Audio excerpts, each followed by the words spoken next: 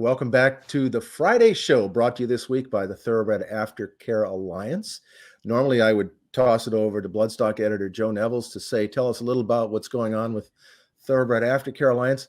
But we've got Stacie Clark-Rogers, the operations consultant for the TAA here. Stacie, we're going to talk a lot about what the Thoroughbred Aftercare Alliance is up to, but tell us a little bit about Off to the Races. Oh, okay. Well, Off to the Races is our online auction. Thanks for asking. It wraps up tomorrow. It was really successful last year. We had 12 events, and this year we have 17 opportunities or 17 experiences. It's great because they're tangible things that we can get from the racing environment and experiences. So the Pegasus, the Preakness, the Kentucky Derby, the Oaks, Haskell, all across the country, even up at Woodbine. We're doing the first time ever King's Plate. So yeah, it's a great opportunity for everyday fans and everyone to sort of bid on these things. You can go to our website and find the auction line, and you can also find it on our social media. But it does end Friday, tomorrow, or today at I think it's like 6 o'clock. So it does end on Friday. Yeah, just to clarify, we're doing this on Thursday, but it's Friday at what time did you say? 6 o'clock, I believe it ends. Yeah, 6 p.m. Eastern time, I would assume.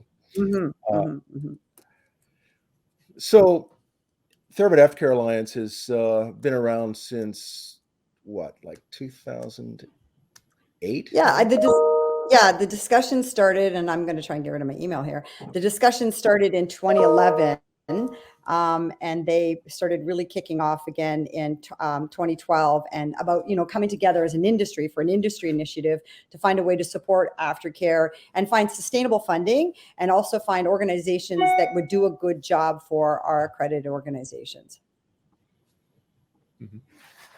Yeah, so it grew from that.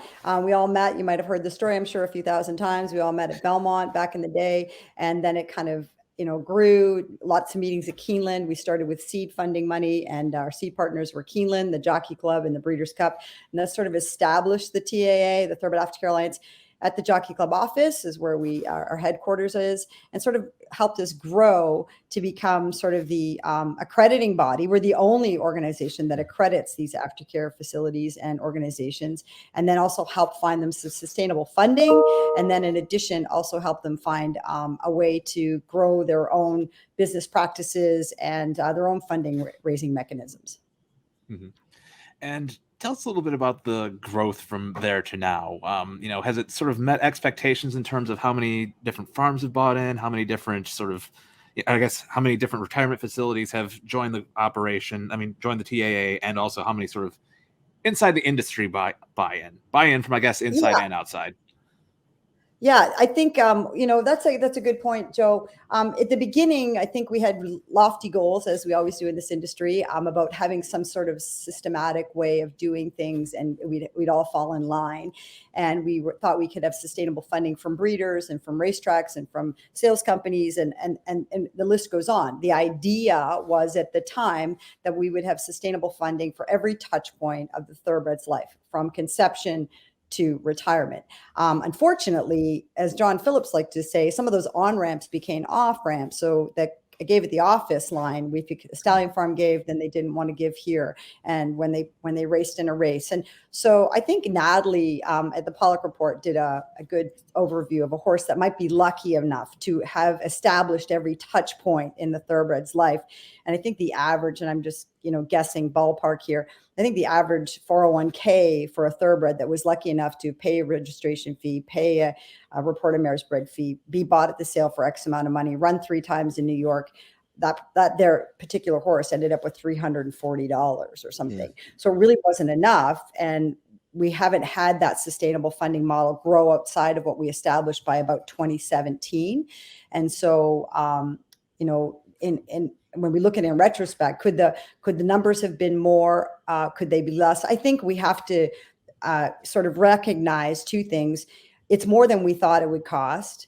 And where is all the elite money going with some of the elite horses? And also, everybody has to play and everybody has to pitch in. And so we have participation from some ADWs and some racetracks, but not all ADWs, and certainly not all racetracks. We have participation from some horsemen, but not all horsemen. And I don't want to discard that they also give to their own communities. That's really great. They, some areas give to their communities, but invariably, we have all the statistics. It's great to have. We can see that a community that doesn't give to the TAA still is sending horses to 2 TAA accredited facilities, and they're always underfunded. The Thoroughbred Aftercare Alliance can only effectively give 10 to 20% of their budgets. We know that our budgets for our organizations, this is a great stat we came up when we were talking about this week at the board meeting. We know that our budget for our organizations is about $30 million, just our 81 organizations, right? And we're only giving away 3.6.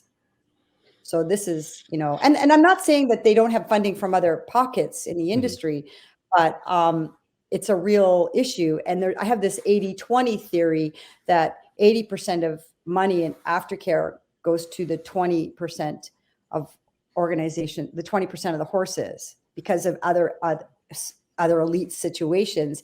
And then 20% is going to carry 80%. And we have that whole one last race thing too, right? Another thing Natalie's often talked about, where having the one last race will put a horse backwards. You can't tell a trainer or an owner that shouldn't run one more time, but when they do, and the horses now have small injury is now a larger injury, that's 6 to 8 months of taking care of a horse in aftercare. And aftercare costs anywhere between $300 to $650 a month at last year, before all of these high cost changes, for horses to take care of in an aftercare situation.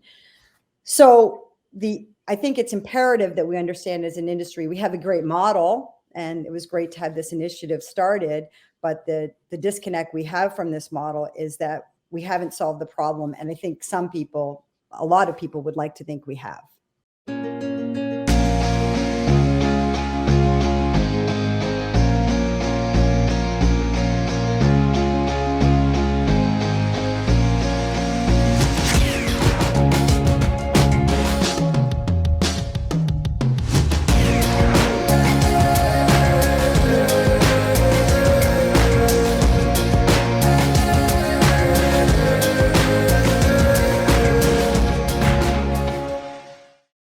So I've looked at the last few years of tax returns that are available because you're a nonprofit, and it looks like revenue has been flat. What's the reason that there's been a lack of buy-in from some segments?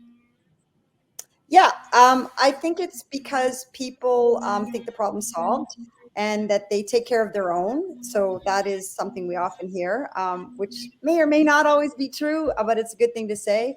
I think we forget at large in this community that aftercare is an important thing for all of us. So even though you might take care of your own and you have the wherewithal to do that, you should also take care of the horses that are supporting your race and your breeding. And so if, one horse that you might take care of isn't going to win all the races, the other 12 may not have that same luck.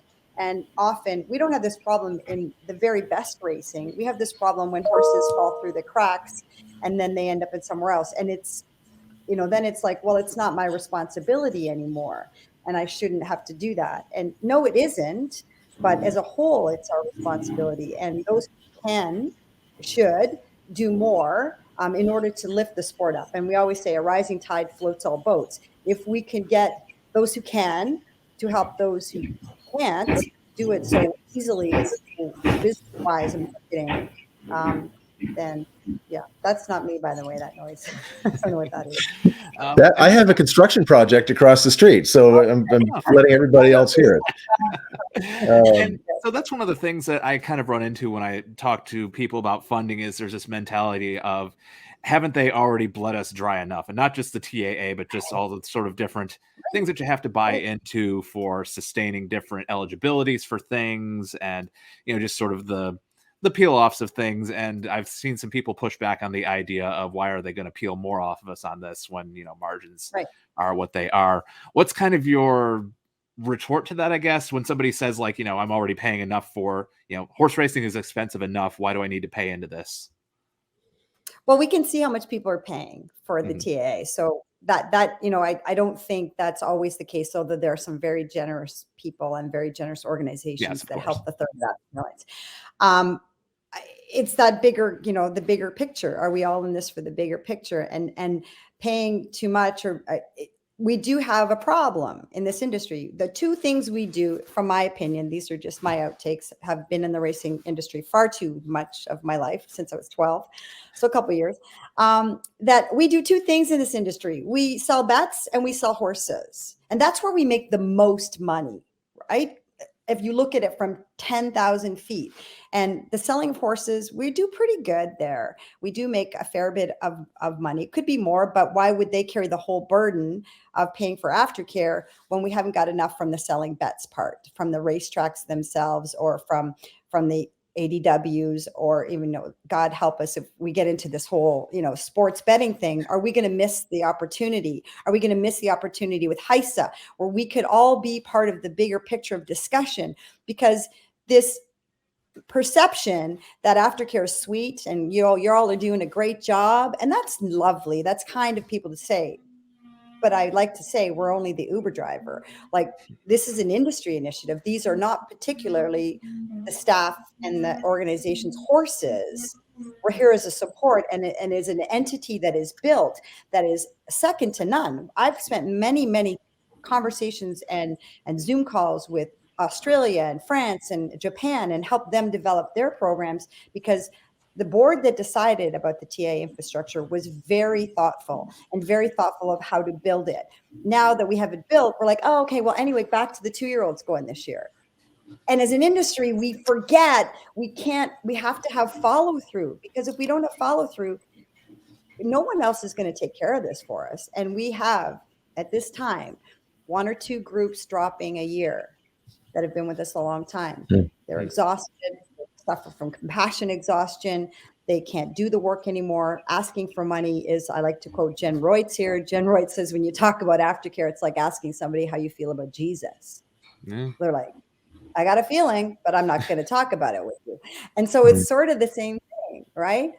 We want to do a good job. I think there's an infrastructure to do a good job. It's a funding problem. It's not an infrastructure problem, and it's a consistency problem. We can't send all the money with all the good horses. That's happening, right? All the money's going to all the good horses. And then when that happens, we can't support the horses that fall through the cracks, end up running at bad places, or being rescued from kill buyers, or all that whole other world, right? Which people don't want to talk about, but it still goes on. Yeah, I think a lot of people who are in position to help fund but aren't doing it, I don't think they see the big picture, that the lack of a serious, addressing the aftercare issue is something that could bring the industry down. And yeah, as you mentioned, some people say, well, I take care of my own horses, that way I don't have to give. Well, that's true, but if say a stallion farm, they may take care of the horses they breed, but what about all the horses that are bred to their stallions by someone else? That's the thing, I don't right? think the $35 or whatever it is that comes out of the registration fee is going to support that horse very long. Of which we only get 25. I want to say everybody thinks we get all of that, but just so you know, yeah, that gets divided up with 2 other charities. Yeah, I think it's important to remember that it is our Achilles heel, and that even though it has that beautiful, like, oh, it's so great for the horses, and it's great that we're doing this, and there's this little showcase area. It's a bit of a facade because it's not thoroughly well thought out. And in the beginning, when the Thoroughbred Aftercare Alliance started, and literally everyone got together and talked about developing this, it's astounding our perception of what needed to be done and what is being done. At the time we talked about it in 2012 with the strategic planner, and I was working for the TA at the time. I still worked with the Dean of Springs. The thought process was this needed to be an entity separate from anything else, which it is, thank goodness. And it needed at least $20 million, $10 to $20 million a year. So we are far off that mark after a decade. And that's, I think we had the foresight, but actually implementing it and realizing that it has to come from everyone, and that it needs to be a part of every part of the industry, and to have those conversations, right? It's hard to have an expectation on the staff or the board or even the organizations if there isn't enough funding to support it. Yeah. 10 billion, $1 billion in purses, $1 billion in horse sales, $3 million for Yeah. aftercare. I will say the major sales companies have been great from the get-go, right? They have been great from the get-go. It's just getting everyone else to recognize and not feel offended that they gave just, their $10 for the, or it's not even that much. So I said they're $2 for their $10,000 horse that they bought. It's such a small amount, but because they gave that, and then they see that, and then they gave it, that's where people start to check off, well, I've done it in so many places. And it's really important that we recognize we're in this together. This is not a competitive thing. The more the Thoroughbred Aftercare Alliance can raise, the better our organizations can do, the better our horses can do.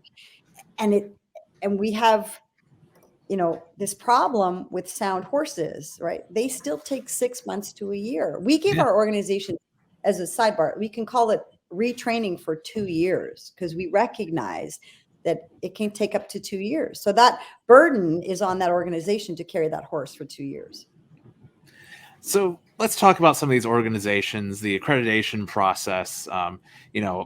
Personally, I think having the TAA stamp is something that shows that, an organization can be supported by, individual donations, that you're not going to get scammed by these organizations. I think it's very important for aftercare organizations to have that approval from the TAA. So if I have an aftercare organization that I have, what's step one? What's the first thing I should be doing to get accredited by the TAA? Go to our website, find out the information. There's some information. Okay, and step two. Step two is, depending on the time of year, if it's this week and you think, oh, I'm ready to go, then you go on the website, you can go through the application, and it will it'll queue you out if you don't have the minimum requirements. If it's in the fall and you want to talk about doing it next year, then we have a mentorship program. So people can call us, make an appointment, we'll look at their facility and their organization. But from April to November, we're quite busy, right? So we do a little bit of a mentorship around September to December, but it is quite intense from April to, until October. So, we try and mentor people. We say, what do you got? What do you have that's available? How many horses do you have? Are you a 501c3? How long have you been in business? Are you registered with the state?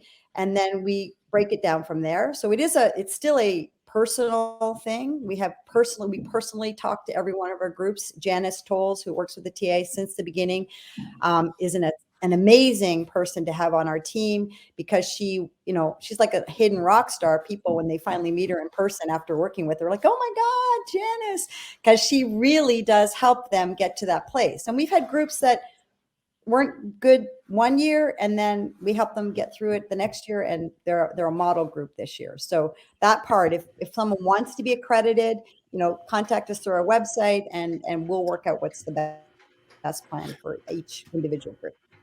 One thing I hear occasionally is that TAA has a clause in their accreditation that asks that the groups avoid any critical statements about the industry or about the TAA. I'm not sure exactly, because I haven't seen that clause. What is the reason for that? Well, the reason is because we don't want to bite the hand that feeds us, right? So we're trying to, on one hand, encourage the industry support funding for aftercare, and I think we often say, like, our industry is aware of the problems, and we're trying to get help funding for it. So it's been called, and I've heard the same things as you have, Ray. Oh, it's hush money. It's not hush money. It's more like polite money. Let's work together to do this. You don't have to apply for accreditation. There are some people who I work with that are not accredited. We don't give them any money, but they help us in a lot of bad situations, because they want to be able to say what they want to say. And I'm not going to tell anybody what to say or what not to say. But if you want to come into this world where we are receiving money from the Jockey Club, from the sales companies, from some racetracks and some ADWs, then we don't want to criticize their business. We need to all do this together. So the point of it is, just be kind on social media, which can take a whole life of its own anyway, right? Surely you jest. Be kind on social media. And work together, because you guys have been in this game long enough. It can become such a hate fest instead of being, what we're really trying to do here is improve the life of the horse, improve the life of the sport, and improve the life of the business and the opportunity for us to work in this industry. So that's where it becomes confusing, that it's not a touchy-feely cute thing, aftercare. It's a part of our business. This is a business thing we need to do to make the sport survive or help the sport survive. And we know that we've, just like many other discussions in horse racing, we've tried to let people do it on their own, and it doesn't work all the time.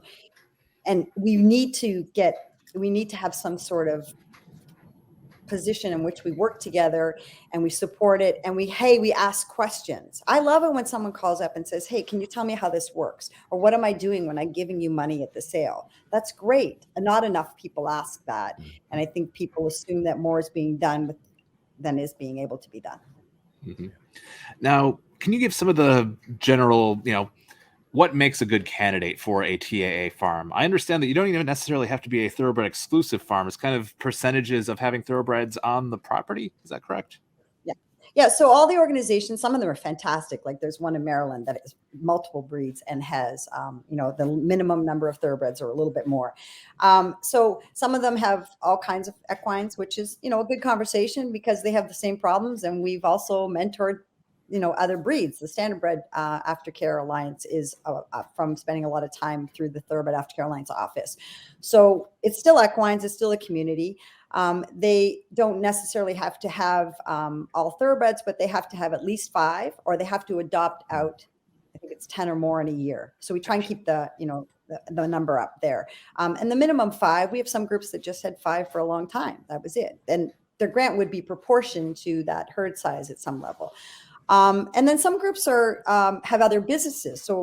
And we really encourage that. We have groups that work with the prison programs. We have groups that work with the equine assisted therapy in children. We have groups that work with veterans. We have groups that have, a riding school, but they use a lot of thoroughbreds and aftercare, and they also adopt some out at the same time. And we try and make sure that we have the separateness of their other business, but that we are able to facilitate, because I think ultimately, I don't think anyone here that knows about thoroughbreds and aftercare, they can do anything. That's the incredible thing. They're such a sensitive breed. They can do all these jobs and do them really well. So why would we cut out opportunities and say, oh no, it's just for people who understand thoroughbreds? Mm-hmm.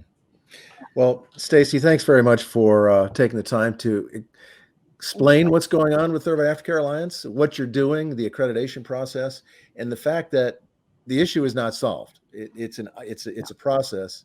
And one of the things in the process is Off to the Races, which is a great experience auction for people.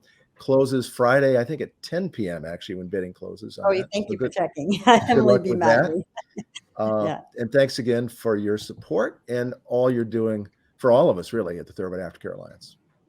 It's a team effort. Thank you very much, guys. Really appreciate your time. All right, we'll see you next time.